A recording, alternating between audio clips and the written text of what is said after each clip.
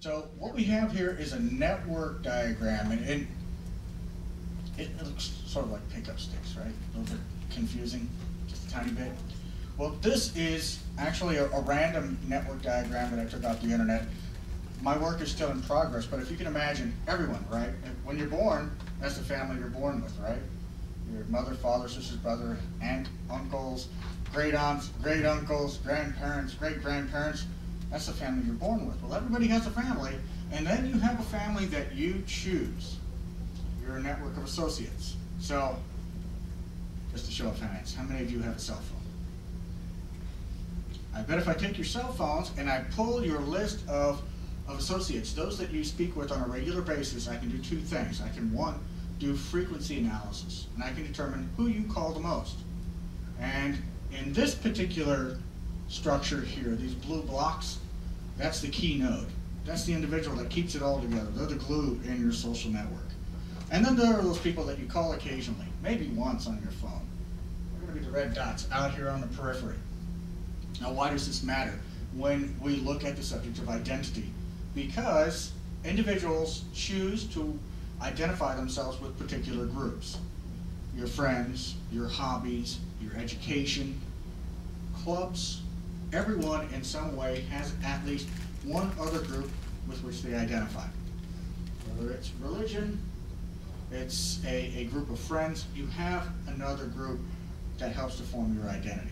In this particular case, the formation of post-Cold War Tanzanian identity is very much influenced by Cold War politics and the legacy of the political military system in Tanzania.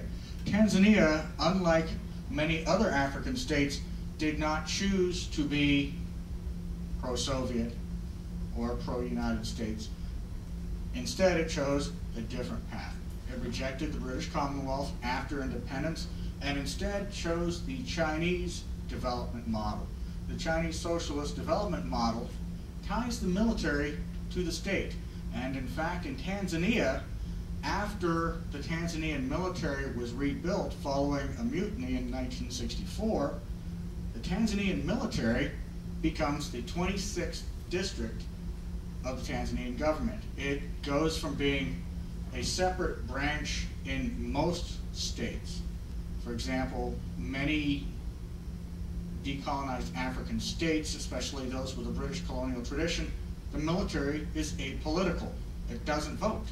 But this is an issue because of Praetorianism. The military, because it is not an integral part of the political system, becomes a competitor for power with civilian governments. Hence, some governments may be overthrown by coups because military officers determine at that time that the state is too unstable. Inflation may be too high, markets may collapse, or civilian leaders may be perceived as ineffective or worse, criminal. So in this case, when Julius Nyerere decided to bring the military into the Tanzanian government, he tied the military directly to the political system. It was possible then for a political leader to be an officer without having first gone through military training. Conversely, one could be an officer in the Tanzanian army and run for political office. Now, during the Cold War, this created an interesting situation because as the military and civil authorities develop along the Chinese socialist model, the two systems, they became intertwined. So in 1992, when Tanzania opened its markets and established a multi-party democracy and broke the military from the state, when it was no longer considered part of the political system, it was no longer a district, one would expect several things to happen. So it takes us to one of the theses of our research project. When looking at societies, we started out frontier markets. I mean, they're difficult. A frontier market is an emerging economy in which is very difficult to determine. Should an individual want to invest, what should they invest in? Do you go with commodities, gold and diamond? They have established values, but how do you know about the market? agencies like Standard & Poor's, there's difficulty applying the same economic paradigm that's used to rate Western models to many of these emerging markets, not just those in Africa, but also Eurasia, Southeast Asia, and South America. So we have to find something that can then give these agencies a degree of confidence. So we can't use traditional methods. How then can you determine if a market is viable? You look back at the resiliency of the state during periods of crisis, and you look at how stable the state is based on its component parts. Simple, right? Okay, we chose Tanzania specifically because it had low inputs from the Soviet Union, whether it's economic or military aid, low inputs from the United States, from Britain, and relatively low inputs from the Chinese. Although the Chinese did help to build a railway in Tanzania, the inputs are relatively low. So without looking at there's no society that's going to be completely free of external influence. However, in this case, the influence of externalities is minimized. So we looked at three. I can go all the way down here. The very colorful slide. What we decided to do was to organize a longitudinal study of stability and resiliency in Tanzanian society, starting out with the 1960s. Tanzania, because it's not a member state in the British Commonwealth, is less liable to come under external economic and military pressures. It develops its own development strategy, Ujamaa, African socialism, and it pursues a middle path of non-alignment. Well, at the end of the 1970s, there is a period of political upheaval. Tanzania has been supporting independence movements. By 1978, Uganda invades Tanzania. It's the first major external threat to the state. And it could be claimed that Julius Nyerere did not respond effectively to the Ugandan invasion, but that would not truly take in many of the nuances of the Tanzanian response. Now, when we look at individuals in positions of power, how could we then determine stability? Well, when you remove people from positions of power, one would think that would make the system overall less stable. In other words, you fire individuals who aren't very good leaders. But very few people were moved. So we looked at that as an assessment metric. How do people move within this particular system? So overall mobility. If it's relatively stable, even though it's a single party state, is it horizontal mobility or is it vertical?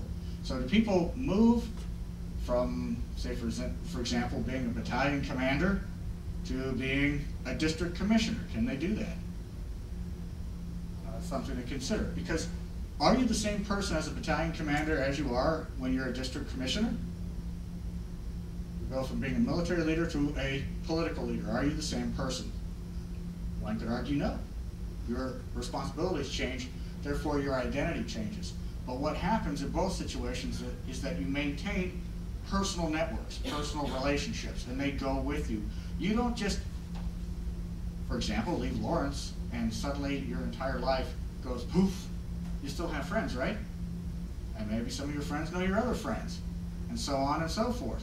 These networks, these informal networks of power, are what in actuality provides both stability and resilience to the Tanzanian state when it adjusts to these external threats. For example, the invasion from Uganda. Why did the military not overthrow President Nyerere? They're part of the political system. Why would you overthrow something that you're an integral part of, where you could actually lose more than you gain by upsetting the system? The next shock occurs in the mid-1980s. It's an economic, not a military shock, and that's the Tanzanian society begins to accept the failure of African socialism and the need for structural adjustment, and in doing so, having to change the economy. And again, when the economy is changing from a socialist to a capitalist model, Inflation goes up, unemployment goes up, so you have internal stresses that are also driven by external factors. This is where stability comes in again. Because when the state rids itself of state-owned industries, what are known as parastatals, when it divests itself of these companies, many times the individuals who are in a position to purchase them and thus become influential in the market economy and a capitalist economy, these are the individuals in the upper echelons of the state. They know what's going on sale. Insider trading, maybe just a whole lot, but it does help to cushion the blow of changing from a socialist to a capitalist economy. And then finally, multi-party democracy in 1992. After decades of one party, of everyone being a member of the Chama Cha Mapinzi, with the CCM, suddenly you have a choice. If you have a choice, how many people are going to go with the choice? This is a huge, huge threat to the stability of the state, because now you have two groups that are going to be competing. A single party state, an authoritarian state, is it democratic? No. Is it stable? Well, there's no real viable contestant for political power. It is fairly stable. However, if you have two parties and you start having groups settle into different political camps. But in Tanzania, something extraordinary happened. Multi-party democracy, it would be expected the military would jump the ship. Why not go to the new party? You could form your own political party. But it didn't happen. One Tanzanian general left the CCM to go with the new upstarts and utterly failed. And because he left his former social network, it was as if he was completely cut off. And that's what we find doing research. And we did research in the archives. So we have about 4.5 linear feet of documents, about 3,000 plus documents, everything from diplomatic traffic from the Tanzanian People's Defense Force archives to newspapers. What do we use for the data set? Our data set is approximately 175 officers who we track over 3 decades. And we're looking to see where they're connected in the society. How do they change? How does society change? And what is their identity after 3 decades of change? What is it? Here's what we found. We used 2 different tools. One of them was called Automap. Automap allows you to go through a large number of PDF documents, Word documents, and to pull out names, dates, things of importance. You drive Automap like any type of program by putting in instructions. In this case, you put in names, dates, places, associations. And from that, you can build this. Very easy to read diagram. Very easy to read. Now, what helps us, this is of course a diagram in which all critical nodes are shown. You can clean it up. You can remove variables until it's down to its very most bare essence. So if, let's say you want to find people connected by education, which in our case is one of the factors we're looking at. Because in 1978 and 1979, there was an enormous amount of diplomatic traffic. And there were approximately 200 junior officers, and they were sent to a variety of locations for military and political instruction. They went to Sandhurst, Britain, China, Canada. If you look at them, China's in the 1970s is pretty red. And Canada, well, it's sort of in between actually. It's regarded to be one of the less stringent of the NATO partners for training purposes. And then there's Sandhurst, former colonial power. It still trains these officers. Now what happens as these officers progress through their careers, some of them are going to work with one another against the Ugandans. Others are going to be involved with the Mozambicans in guerrilla warfare against Rhodesia. And as they move through the ranks, as they assume new positions and we track them with Automap, we're able to build several very discrete networks that show their progression as individuals, but also their influence in the government. Because in the government, you have those people who are elected, right? President, vice president, senators, representatives. They're elected. Warren Buffett's not elected. Is he influential? I would say so. No, he's very influential, not elected. Are there any other people in the government who are not elected but are incredibly influential? Some people are appointed. So we put those people into the network as well. What we found again, 1992, was a gradual divide developing between those officers trained in the West and those trained in the East. And as people get older, they marry, they have children, and we found, coming up in the officers' ranks in the early 1990s, a number of individuals with very familiar names, their children, their sons and daughters, moving up through the political and military hierarchy. Second generation. And what we found is that if you truly want to determine the hidden hand in an economy and how it's stabilized by non-elected influences, this is it. This is your unelected, not very frequently acknowledged underground aristocracy. These are the individuals who have social connections, many of them intermarry, with education, which many of them share. At a certain point, you become accustomed to the perks of office. In this case, we find that officers at the rank of major and above, they began to share party perks. So in 1992, when you have the opportunity to leave the party, are you going to leave the party for a brand new entity? Think about it.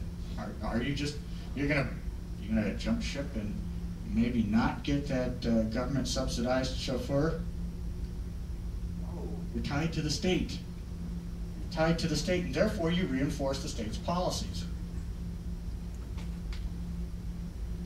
So we've looked at a number of these networks. Now, who here likes math? You like math? Okay. We're working on something right now. It is in progress, so it's not written in stone. But what we're trying to do, stability in a network. We have individuals that have been grouped who are identified by their various nodes within a network. We know where they are politically. We know where they are socially. They may be connected through the same church. They might be members of the same country club. These are the things we pull out of newspapers, for example. The newspaper will tell us the connection because we program that in. If we want to know by frequency analysis, for example, if we feed 1,000 newspaper articles and out of 1,000 we get the name Mkunda and the frequency of Mkunda with, let's say, another individual that they shouldn't necessarily be associated with, let's say Nyerere. Mkunda and Nyerere, and we find out of 1,000 articles, there's 200 articles. That's an enormous number of just random chance associations. Nothing random or chance about it. It's the giant flare that goes off and says, you might want to check this out. There's an association somewhere. I mean, if you're a member of an association where you socialize, you will talk about things. Well, sure. If you're a Mason, or you like to fish, you like to ride motorcycles, you're going to talk to your friends, and they'll talk to their friends. And therefore, you set up a new network. And when you set up a new network that involves sharing of information, you become, whether or not you're conscious of it, a community. But you're not gathered around identifying yourself by a religion or a nationality. You're identifying yourselves by adherence to an idea. You're identifying yourself by the transmission of a meme and then supporting or rejecting that, consciously or unconsciously. So when we look at stability then, bringing everything back, some of the factors in this equation, more elections make a state more stable? Well, yes. It's the orderly transition from one regime to another, which implies, in order for it to be orderly, you have to have skilled personnel who are capable of administrating a state. When the president or vice president leaves, it doesn't mean the entire government changes. You have hundreds, sometimes even hundreds of thousands of civil servants that remain. This is part of that. When we look at the number of nodes, this is where we pull together all these isolated communities through frequency analysis, and we look at how many different nodes, how many different places are they joined. Well, if individuals, out of a sample size of 200, and we find 135 nodes in which they're joined, they're pretty well linked together. That means they have an enormous number of personal relationships that reinforce their professional relationships. How is this translated? Let's say you have a friend, you're at work, and your friend accidentally shreds an important business file. They work for you. Are you going to fire them? Or are you going to give them another chance? Let's say you're in the government. Your friend does something foolish, loses a $100 million contract. Are you going to fire him? Or are you going to give him another chance? That's where the number of links come in. Rather than arbitrarily breaking a social network, which has enormous repercussions, you maintain stability because of your informal relationships. Something to think about every day? I want to be friends with you. I want to be friends with you because I know you have a car that works and gas. My car's no good in the snow. So I'm going to chat you up. Sure, why not? And we become friends. And while I know that your car works, you might know that I'm good with computers. So we have something to share, right? So this is a third aspect then of these networks. It's the informal, no money changes hands. It's an informal information economy. That's the final linkage. Now, the UN Human Development Index figure, commonly known as the misery index. We can look at it annually, we can look at it every 5 years, and every decade. And by looking at this figure, we can determine how much development occurs within a particular state. Development, it can be defined many different ways, but the misery index, it encapsulates a number of factors. When we look at foreign aid, if, say for instance, your state has a GDP of 100 million, and yet the amount of foreign aid that you get is 200 million a year, how soon will you pay that off? Let's talk about the United States deficit. How soon will we pay that off? How is that any different? If you have a huge foreign debt, then it is a destabilizing influence in your economy because it discourages investment. And if you're looking at investing in a frontier market, are you going to want to invest in a state which may default? The nation of Brazil had a huge bond problem back in the 80s and early 90s because it defaulted. Many African states, rather than risk default, have in the past nationalized industries. It's a very dangerous precedent. Number of political parties.